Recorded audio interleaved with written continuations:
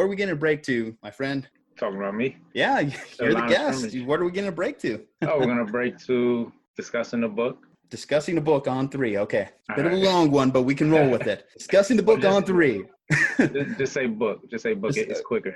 All right. Book on 3. All right. Yeah. Slumpbuster, episode 49. Book on 3. Ready? 3, 2, 1.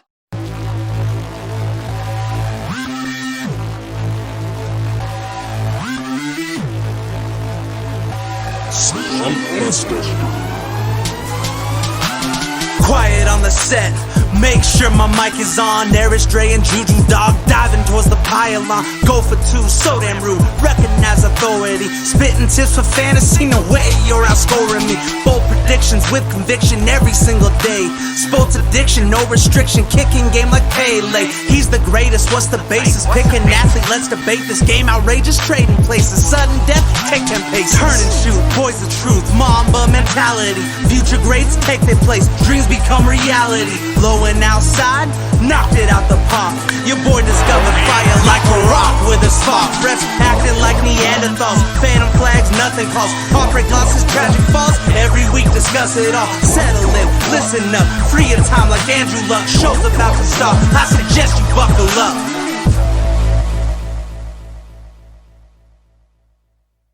Book. All righty. I hope I was good. You're good. You're solid. Like, we weren't online there exactly, but I still think it's a good energy to start the show. Yeah. We are on a 49th episode here at the Slumpbuster. I'm your host, Juju Talk Sports, and that is why I'm happy to introduce you to our guest today, Mr. Jared Johnston. He is the author of the book, From Cleats to Loafers. Are you wearing loafers right now, Jared? I have no socks on and no shoes. I'm barefooted right now. So I got my loafers in the closet. Gotcha. I don't know if that's a proper way to advertise the book necessarily, but, it's fine. I mean, I'm sure you'll go put on those loafers here in a little bit. But, my friend, I got to give you a lot of credit just in general. As someone who has writing aspirations myself, writing a book, not an easy task by any means. Before we get really into specifics of the book, tell me through your writing process, because I know I look at, open Excel, Word for me, and I just stare at that first, page, like SpongeBob with the for, hours on end. Yeah. How was the writing process for you? Well, for me, it was new to me because I never wrote a book. This was my first time. The only experience I had in writing was just school, like anybody else, going through college. The longest paper I wrote was probably 30 pages. So it was nothing compared to a book. And then when I think back to childhood, I actually used to like to write a lot. And I actually won first place in my school. I think I was probably 7 for writing a story. And from there, I guess that was kind of a sign that that's something that I really like to do. But I just never thought about it. I was young. I just thought it was something to do, just get a grade, things like that. I got a ribbon. But once I get started writing, it's pretty easy for me. And that's always been the case. But with a book, it's different because you have to structure things a certain way. You have to outline chapters if that's something you do. Me personally, I didn't outline anything. All I did was just wrote from the thoughts I had from my experiences. And then I went back and formulated things, moved things around, came up with the chapters just, on a random day, just thinking. And then that's when the chapter would come to my mind. So for me, I didn't rush anything, because I felt like I didn't want to put a timetable on it, because it's something that once it's out there for good. So I wanted to make sure that I was patient in doing it, because I wanted to be, quality work. But it was something that was challenging. I'll say that. It took me about 6 months once I started to get 100% dedicated, putting at least an hour a day into it. It took me 6 months to finish everything, because I started, it took me probably about 3 years total from the time I first thought, of doing it. So it was a long process. That's definitely a tough writing process. I take away a lot of that, similar to podcasting in a way, because your name's attached to it. You want to put out the best product that you possibly can. Right. And now that I have a bunch of younger podcasters jumping into my DMs asking me, I'm like, make sure that the quality is right. Make sure that that's there, because that's what people are going to associate with you. Because you turn on a new podcast sometimes, and if the audio quality is trash, you might turn it off after 5 minutes. As similar to writing a book, it's you have to be able to get that good hook here in the first 5 pages almost, or people will stop reading. Now, for you, is this something that you want to do professionally, or do you have plans to write multiple books? Because basically the premise behind your book in general is the idea of helping athletes in their post-athletic career. At least, what's kind of the future you see for yourself in that regard? Right. Yeah, that's a good question. For me, when I was writing, I didn't have any type of plans to do any other book until towards the end. I had thought of doing a book where I interview certain individuals, and each chapter is an interview. And it was going to be where I allowed them to share their experiences for them from their transition phase. But I got out of that, and that's what I just started doing on Instagram. I decided to do it visually and just do the From Cleats to Loafers interview series. That's out of the question. But as far as writing, I have started writing a children's book, and it's not going to be titled From Cleats to Loafers, but it's going to be around a similar topic. And the idea that I got that idea from going to an elementary school, and the group of kids, when we asked them what they wanted to be, they all said NBA, NFL, or they wanted to play in the MLS, and which is nothing wrong with that. You know, we didn't say, oh, don't think that. We encouraged them, but then we also said, now write 3 things that you want to be when you grow up, but you can't write being an athlete, just to let them think. And when we did that, they all came up with a whole lot of careers, like being a chemist, a doctor, general in the army, an artist, chef. It was so many things that they were thinking, but it's like they needed permission to think. So I thought of doing a children's book, and I wrote it out already. I just had to get the illustrations, and it's just going to be around that topic of kids being comfortable and confident to think outside of the box. But other than that, I also have been writing a screenplay for a movie, a feature film titled From Cleats to Loafers. So that just got finished. I just have to go back and go through the editing and make it industry standard. So I think I'm going to continue to write because it's something that really is therapeutic for me. You know, that kind of is one of those interesting things about when you have aspirations to become a professional athlete, become a professional comedian, actor, whatever it may be, because there's not like an exact blueprint for doing that. Sometimes you're just born into the right opportunity. You have a certain like skill set. Ultimately, making it to like the NFL is a balance between talent and opportunity, really, because some people have the talent, but they don't have the right route to get there. Some people have the opportunity, but they just can't meet it with the right level of talent. Now, like for you yourself in your professional athlete journey or your athletic journey, when did you have to officially say to yourself, listen, I love doing this, but it's just not going to work out long term? Yeah, for me, I got injured. Well, let me backtrack though. Before I got injured, I had graduated college and I ended up going to Georgia to train to get on with the team. And I ended up going to the Professional Indoor Football League, which is a step below the arena, the AFL. And from there, I started to get a sense that, okay, maybe this isn't going to work. Maybe I need to, move on, pick up something else. But I think any athlete, you realize when the time comes, like, it in the back of your head, but it's just, you're so attached to it. You may have fears or insecurities of what you're going to do next. So you hold on to it as much as possible. So I kind of knew back then, but then a couple months later, I ended up tearing my PCL. And then that was kind of like, okay, this might be a real sign, especially after I did the rehab. I still couldn't run full speed for a couple months and things like that. So it just came to a point where I was like, do I want to keep chasing this dream of the NFL? I mean, I gave it all I had since, the age of 7, I started playing. And then 12 years old, I started really getting serious about working out and focusing on it. And I just had to come to the realization that I did what I could to put my best foot forward. But it's definitely a hard task for a lot of athletes. Now you talk working with kids, and like encouraging them. What's that right balance? Because you don't want to straight up tell the kids, no, obviously, that you're never going to make it as a pro athlete. Your aspirations are like silly or, obtuse in a way. But at the same time, what is it? Like 5% make it to college football. 5% of that make it to the pro level. So there is that like matter of tempering expectations and having that backup plan, of course. Like I know we've had this argument on our show quite a bit, like the NCAA. You can say the NCAA does have a lot of shady practices, and we all are well aware of those. Right. But on the other hand, for like those lower tier guys, getting an education sometimes literally is just enough. Like it is just as important if those guys aren't going to be playing on Sundays. So, I mean, where have you found like that balance when you're working with kids in particular?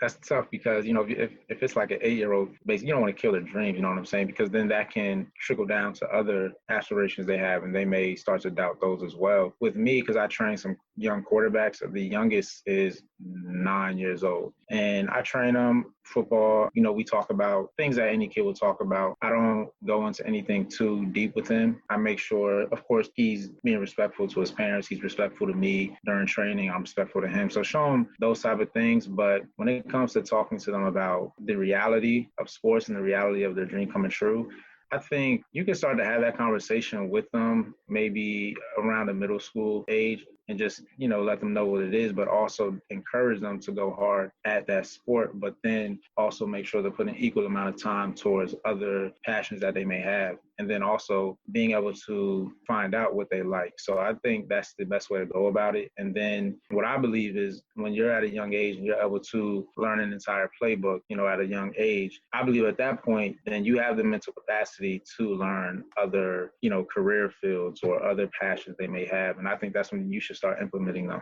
That is kind of an interesting thing. So that is a great point. If you have the mental capacity to learn a playbook, which is very complicated in its own right, certainly some schemes compared to others, if you can apply that to, I don't know, aerospace engineering, neurology, all these crazy majors that just give me nightmares at night with my hospitality degree. But you can definitely encourage kids to become multifaceted. And I think that's one of my biggest things that I always try and tell people is have multiple strengths, don't just box yourself into the corner just to, you're only good at this one thing. You're only like a body on a football field, or you're only brain when the test comes, Exactly. Have a social life. Yeah. Get out there, play sports. We have that team dynamic. I've always loved sports, and obviously I have a sports podcast, obviously. Yeah, right. You got because, it just teaches you so many different lessons, that you can definitely apply to life. And you mentioned I've seen some of previous interviews you've given in terms of the book, you've mentioned some down times in your life,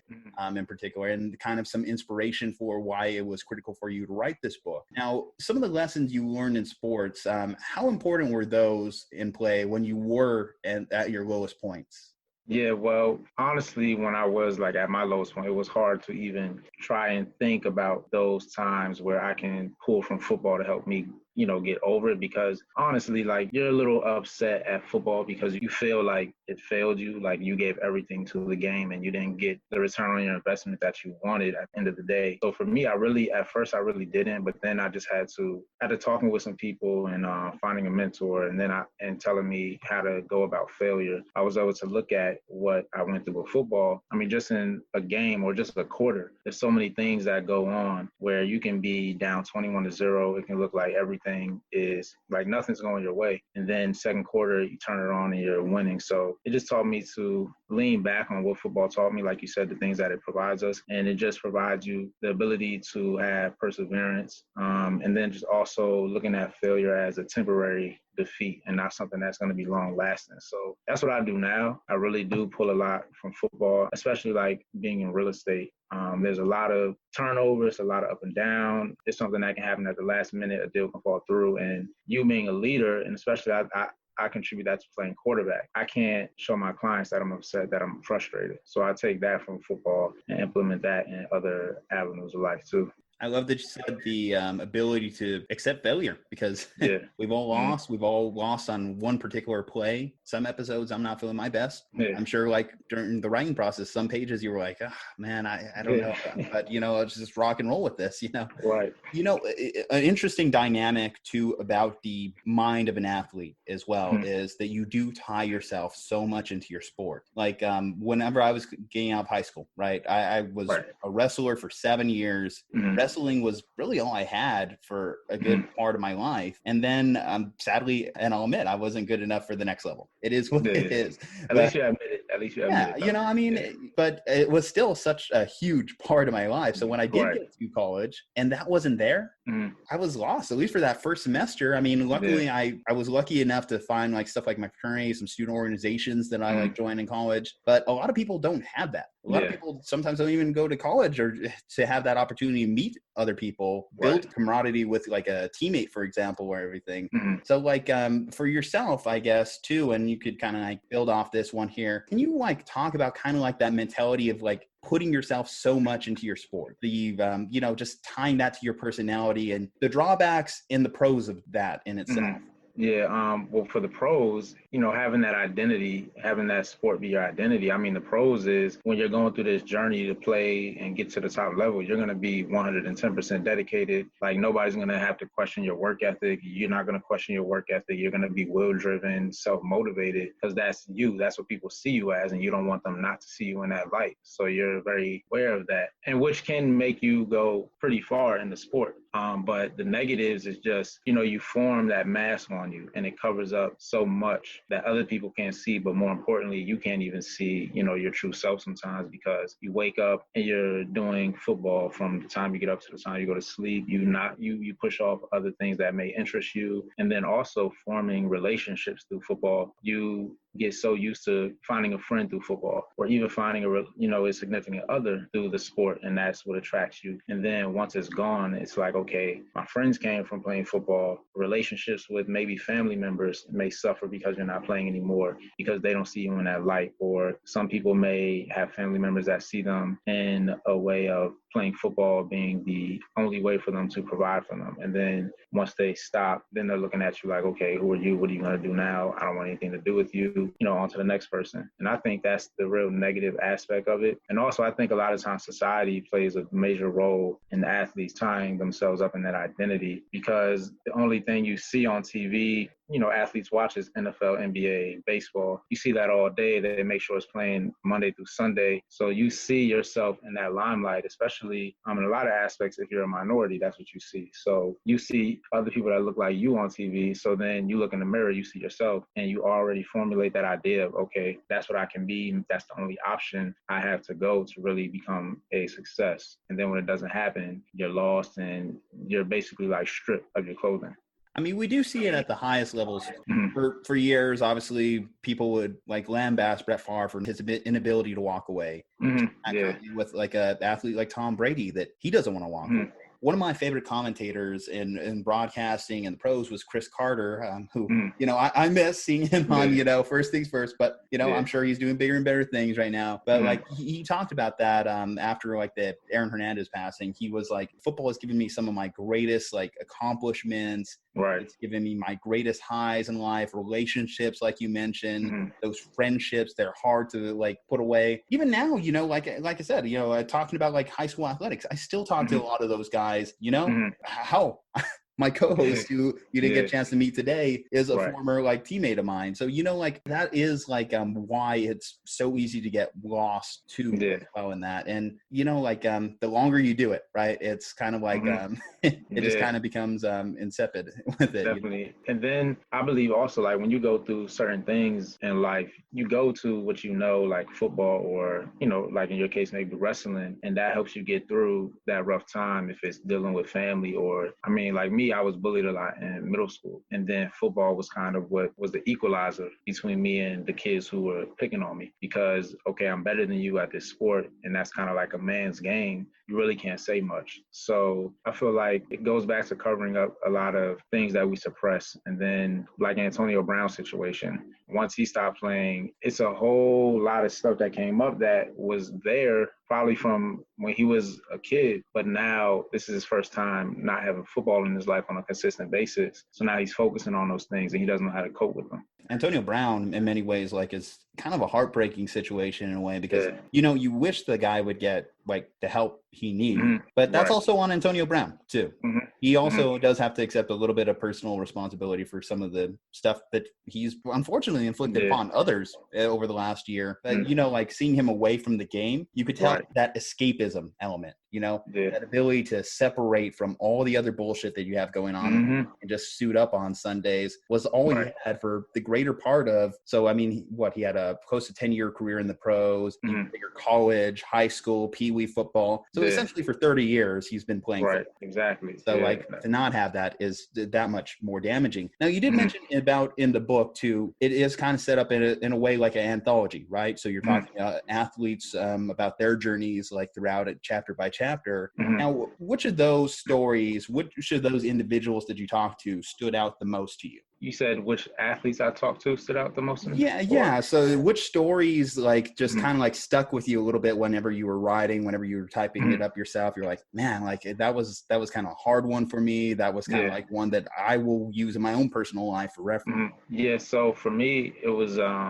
when I was talking about my father, that was something that was pretty tough to talk about, because I didn't want to write it in a way where I am trying to shame him, because I wasn't. But I also wanted to be very truthful, because there's a lot of kids that go through that situation, whether it's father, a mother, a grandmother, a brother, where you may feel that they only recognize you and they only, love you because of what you can do on a football field or what you can potentially do if you make it to the NFL, and they can brag and they can, not because they're bragging, because they're happy, but as a kid, your emotions get so wound up. And that was the toughest part. But it was also something that was good for me because I was able to realize like what the purpose of me playing football was, for the most part, which I believe was me being able to form a closer relationship with my father. And then my brother also being able to form that relationship with them because of football and with me playing and things like that. So that was the toughest part. Another part that I really think is kind of eye-opening is when I was in Columbus, Georgia, I wrote about one of my teammates who went to a very prestigious university, like top 5, like academics, and then top 25 football. And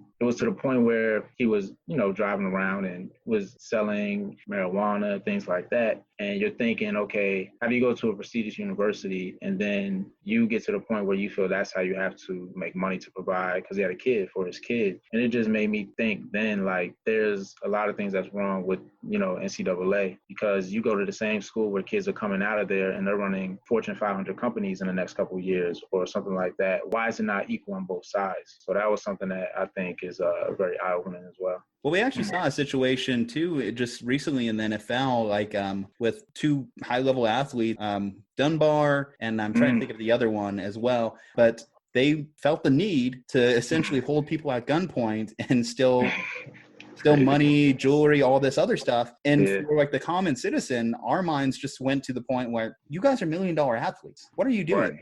For you, $70,000 is just like a drop in the bucket. So why do you feel the need to go out of your way for this, even amongst the COVID situation, like out of character? But you do bring up a point that it just, some of these things, like if you were brought up a certain way or like depending on your background, sometimes it's hard to break away from that regardless of what's in your bank account at a particular time. Right. That's true. Or whether you're at a prestigious university or not, that is tough. And, I'm glad too, you mentioned that you went to the father aspect of it, because I do think also a lot of athletes can feel at times like they're being used. It's a tough situation. A lot of entertainers have felt that way too. Like the Jackson 5, right? Michael Jackson, like he reached the pinnacle of being a pop star, but to his father at a particular time in his life, just, a walking check. And that's a tough balance of not feeling like you're being used. And there's so many sad situations in the NFL too of guys when they finally do get that big payday. Right. Their family just bleeds them dry. Yeah. What's your advice to those people that are blessed enough that they actually can get to the next level? Because, telling your family no is one of the hardest things that anyone could have, regardless athlete or not. For me, I wasn't in a situation where I was signed a $1 million contract and I had millions, you know what I'm saying? But I do have friends that did make it to the point where they were in the NFL. And one of my friends, he told me that he would go back home to his neighborhood when he first got picked up as an undrafted free agent with the Rams. And everyone was coming up to him thinking that he made it, thinking that he was rich and all of that stuff. And he was just saying that, first of all, a lot of people think that NFL players, unless you are Tom Brady, Patrick Peterson, unless you have those type of contracts, the money is not what society really thinks it is. So first of all, if I was them, I would let them know up front the truth and the reality and not try to play it off like, you're making, tens of millions of dollars on an annual basis. Let them know what it is and let them know, like, I'm not at that point yet. When I do get to that point where I can provide for you and not have to think about it, you should do that for your loved ones. You know what I mean? The ones that are really there for you, that have your back. But I think it just comes back to being disciplined. But like you said, when you were talking about the environment that athletes may come from, you may come from an environment where it's the code to put every single one of your boys on. So I think it comes with growth and changing your mentality and just maturing as a person and knowing that you have to take care of your loved ones first that really care for you. But you can't take care of everybody. And then also with the parents, when you were talking about how it can be, some parents, it can feel like the athlete's being used by the parent and things like that. But what I would say is that not only does the athlete have to be able to transition post-athletics, the parents have to as well, because they've seen you in this certain light for maybe 20 years. And then one day, at the snap of a finger, you're no longer that football player. They have to then be able to see you for who you truly are. So I think that's important too. This is message brought to you by the Foundation for a Perfect Package. Why do I need Manscape? Why do I need Manscaped? Why do I need Manscaped? Because the only frill I want is the one up top. Because being in a relationship is not an excuse to be lazy. Because I like talking ball, not smelling like them. Because deforestation is proven to prevent forest fires. Manscaped is the only brand dedicated to below-the-waist grooming. Manscaped's Crop Preserver guarantees that you smell your best all day long. Manscaped Boxer Briefs are the most comfortable underwear on the market. Manscaped's advanced skincare technology makes nicks a thing of the past. Manscaped is the #1 in men's grooming. Subscribers get 2 free blade refills every 3 months.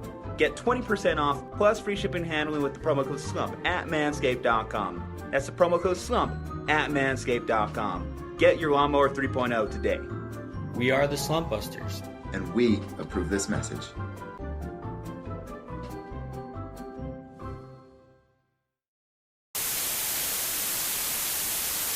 What are some things you discovered about yourself in your post-athletic career? Hobbies, some traits, just some things you like to do on your daily basis that like you had no idea when you were a football player.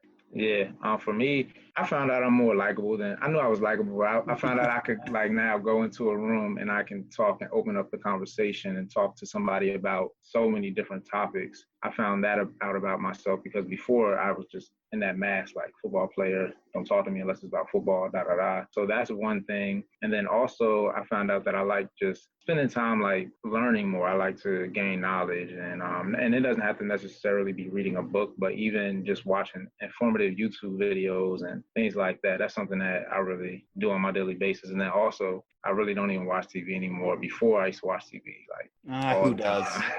I mean, we're all on streaming services now. Come on. Yeah. Don't watch TV. Listen to the podcast. Exactly. Listen to the this Slumpbuster podcast. Just, gotta get that shameless plug in, man. That's just what I gotta do. But yeah, no, I mean, so tell me, like, what was probably who or what was your biggest inspiration to, pick up the pen and pad, so to say? The inspiration for writing the book was more so myself in a sense, because it was something that's therapeutic, and it's something that I advise a lot of people to do from whatever, career field they're coming from, journal or things like that can really help be therapeutic. But also just knowing that there's friends that I had that went through similar situations, whether it was college, high school, or the NFL or the CFL, that had troubles dealing with the transition. They dealt with, depression, anxiety, and things like that, they told me. So I knew that there was a space in the market for this, and I knew that there was a space for a lot of our athletes to pick up this book and find out that they're not the only one going through it. Because to be honest, it can be kind of embarrassing, if you tell somebody what you're going through, you may feel they don't understand you. So this is just to show that there's people out there that do understand, and you shouldn't feel ashamed, and you should talk about it, because that's how you will, start to get over it. We've kind of touched on it a little bit, but just reiterate one more time. Who is this book for? So this is for anybody who plays a sport currently, or they may be at a point where they're on that edge of feeling like their playing days are over. And then also for those who have finished playing and are trying to figure out which way to go in life. And also what I learned as well, initially I thought, okay, this is only for athletes. But I've gotten people who have read it who aren't athletes, and they've said, this book helped me in a way. It made me think about my life. So I would say it's for anyone who's looking to transition into a new aspect of their life, or just looking to be encouraged. I would even throw it out there too. I mean, it's a great outlet for like parents, who are raising an athlete as well, because check in on your athlete friends sometimes, like when their athletic career ends, Yeah. As we mentioned, it's a hard time. It's a hard transition that not a lot of people are ready for. Right, definitely. And that's why another thing is forming good friendships while you're growing up and going through, this process, because you want to have genuine people there for you once you do detach from the sport. So I think that's something that's really not thought about, because you have the friends if you're a star athlete, everything's going good. But once it goes, those who aren't your true friends, you'll find out. Let's have a little fun to close out this podcast here. Let me kind of like learn a little bit more about you. Your fanhoods, lay them on the table. Who you got like in your favorite sports? Favorite sports, football, Seahawks. I'm a type of guy. You see the Niners helmet in the background here, Yeah, and you're yeah. telling me Seahawks, man. Right. Oof, oof. Nah, so I really like players, but I'm a Seahawks fan. I like the Seahawks. I like Russell Wilson a lot. Russell Wilson's good. Pete Carroll, NBA, Lakers, of course, LeBron James. But I was a Lakers fan when Kobe was there, and that was all sad, But Lakers, baseball, Yankees, just because my family's from New York.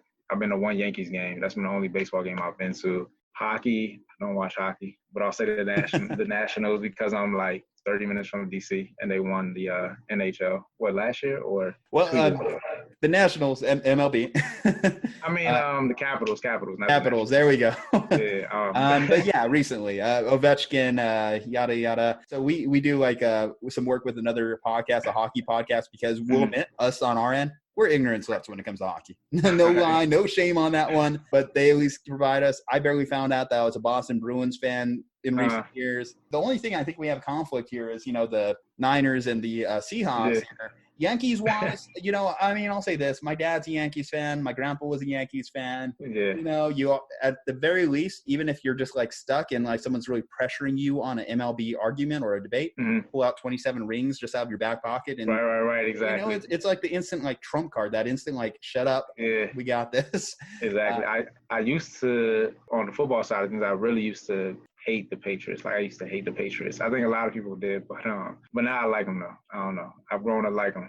I mean, I understand what you're saying. Like a lot of people say too, like I become more fan of players as like time goes on. Certainly, it's kind of like one of those conflicts for me now that like I've started this journey in like podcasting, in being an unbiased journalist. I'm like, I still love my teams, but now I have to be a little bit more unbiased. I mean, for argument's sake, I did pick the Chiefs over the Niners like in my Super Bowl picks. Oh, for real? Wow. Like what I had to do to like get that one right. Yeah, I know a scout for the 49ers too. Oh, no kidding. Okay, gotcha. So you're gonna slide in those DMs for us, get us another friend on the podcast here. Yeah. Or if y'all make the Super Bowl. If we make the Super Bowl again, get some seats. Okay, I'm holding you to that. I have you on IG now, so I'm just gonna like throw it up. Like, all right, Jared, where are we at? I can send a DM, but I mean, it's on him to say yes or no. So I'll do my part. Fair enough. We're hoping here at the Slumpbuster to build up enough equity to where it's like a no hesitation decision. Yeah. We're here to bust that slump. I mean, that's what we're out here. All right. So let's see. So we got your fanhoods figured out. A question we ask all our guests here is favorite all-time sports movie. Based on the book, I would say you're a Rudy guy, but you can prove it wrong. No, not Rudy. far off. I've seen it though, but man, it's between Friday Night Lights and Remember the Titans. If you went Remember the Titans, I wouldn't blame you, just because like we've been asking this to like our guests since like episode 25, right? So about 25 people. I would say about 10 of them have said Remember the Titans right now. So clearly that movie is establishing itself as like a top tier. I'm going to mark you down as Friday Night Lights just to add a little diversity into the argument here, because I mean, we have some good ones. Like we've had Rocky thrown out. I'm a Major League guy myself. There's what's another good one? Warrior, if you're an MMA person, and I haven't seen that. It's one movie. I forgot the name of it. It's like MMA style fighting. It's some swole black dude. I forgot the name of it, but that movie, I forgot the name of it. That's good. It's on Netflix. But yeah, I would probably go Friday Night Lights just because of the football in that movie seemed more real. Yeah, I agree with you on that argument. When you're watching a movie, especially a sports movie, you do want a little bit of realism. Like Tiny Tim broke his leg and he's playing in the championship game. Exactly. Yeah. It's like let's be a little real. Or for me too, like as a hardcore baseball fan, like I'll see some of these like pitchers like pitching motions like in some of the movies, and I'm like, he throws. I don't know if I could say this anymore, but Sandlot, he throws like a girl. Right. Oh, you know what? Sandlot. Yeah, Sandlot has to be up there. The original, because I know they came out with a Sandlot too. It wasn't good at all. But it wasn't good, but I guess it was serviceable. What's really cool now too is like, I assume we're basically the same age, right? 94 myself. Yeah, same. Pretty much. Okay. So, like for us 90s kids, Sandlot has really put itself top tier amongst like our memories. Similar to Space Jam. Space Jam, like for a lot of us, is like one of those go-to movies. And the funny part, if you're not born in our generation, people hate Space Jam. It's one of the most divisive movies among generations. I think it's gonna be, a lot of people are gonna hate LeBron James version of Space Jam when that comes out because of the whole LeBron and MJ debate. Did you like The Last Dance? I saw the first episode, a little bit of the third. Honestly, I'm a LeBron fan. I really wasn't interested in it. I mean, you know what I'm saying? This is, wow. We grew up with, we didn't grow up on Michael Jordan. So are you worried it was going to convert you? Are you worried it was going to be like, bit, damn, he is the GOAT? A little bit. Are you like a Shay Sharp? Do you have the GOAT mask here? You know, Go James. Right. I might watch it one day. It's recorded. Yeah, I mean, it's a good one. Like, I think, too, like, you know, we talk about, like, all these great lessons from sports and everything like that. Yeah. There is a scene in The Last Dance. You might have already seen this on, like, social media. Mm-hmm. It just gets your heart pumping. It gets you ready to just, like, go out there because he's just MJ is just talking about what it takes to be a winner. You know, that just, like, what it takes. Like, I wanted my teammates there when I won championships. Yeah, I was an asshole, but I was an asshole because I cared, you know? And that's one of those balances, like when you're a teammate, it's like you talk, and in particular, you talk about like we establishing friendships. It's hard to make friends when you are that way, when you are that like asshole to like get this team to win. And that's why he's just been getting blitzed on social media by like a bunch of like guys that couldn't beat him 20 years ago. But you know, like I loved it. I loved the just that inner competitor because you know, like I'm sure you experienced this yourself too. Like your book, you're probably like, I want this book to be the best damn book out there. I want people just picking it up, reading it off the shelves, go into a book session. Screw all these other books. My book is like number one, right? Definitely, yeah. So he definitely is like the best for a reason. He has that competitive edge. Like, I mean, anybody can take that into anything they're doing. That's like separates him from a lot of people. But I'm Team LeBron. All right, Jared. Shameless plugs. Where to find the book? How to find the book? Where to find you for future books, hopefully. Let the people know. Educate the people. Yeah. So on Instagram, I'm under Jared Johnston, 1 of 1. And then my website is jared-johnston.com. And I have the book on my website as well. And then also on amazon.com. You can just type in From Cleats to Loafers. I use social media, Instagram mostly. So I'm on Instagram 24/7 for the most part in a productive way. All right, guys. Well, Juju Talk Sports is telling you, of course, hit that subscribe button for the Slumpbuster. Find us on all your favorite streaming platforms. Check out @SlumpbusterPod on IG, @SlumpbusterPod on Twitter. And, you know, I mean, like I said, hit that subscribe button. Don't just listen. Hit that subscribe button. But other than that, you guys stay safe, happy, healthy. Check out From Cleats to Loafers, and we'll see you next week.